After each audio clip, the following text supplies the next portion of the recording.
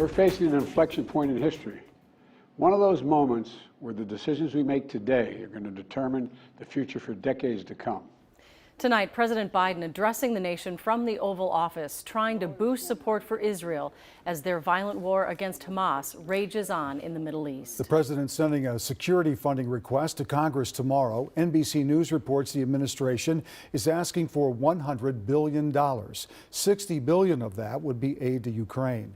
The rest would go to Israel, Taiwan, and the U.S.-Mexico border. Everything in Israel erupted nearly 2 weeks ago when Hamas terrorists invaded an Israeli musical festival and several communities, killing more than 1,000 innocent civilians. Since then, the death toll has reached into the thousands in Gaza and Israel, including more than 30 Americans. And the fighting has only gotten more intense and more widespread. The president also highlighting the ongoing war between Ukraine and Russia.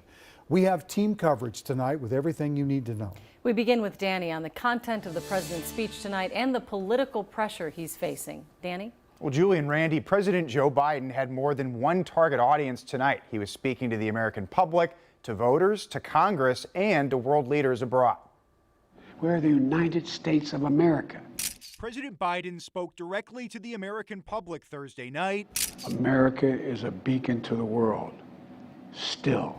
Using the Oval Office as the backdrop for only the second time in his presidency.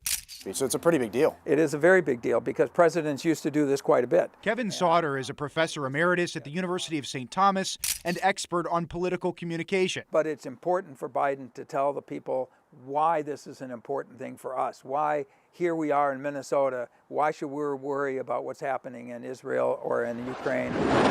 It's natural to ask, why does this matter to America? Biden made the case that aggression by Hamas and Russia strengthens Iran and undermines American alliances. We cannot and will not let terrorists like Hamas and tyrants like Putin win. The president is now asking Congress for tens of billions of dollars in military aid, which is a tough sell for some progressive Democrats on Israel and for some conservative Republicans on Ukraine. Sometimes what presidents attempt to do is use their communication as a way to indirectly force Congress's hand. Joshua Scacco is an expert on presidential communication at the University of South Florida.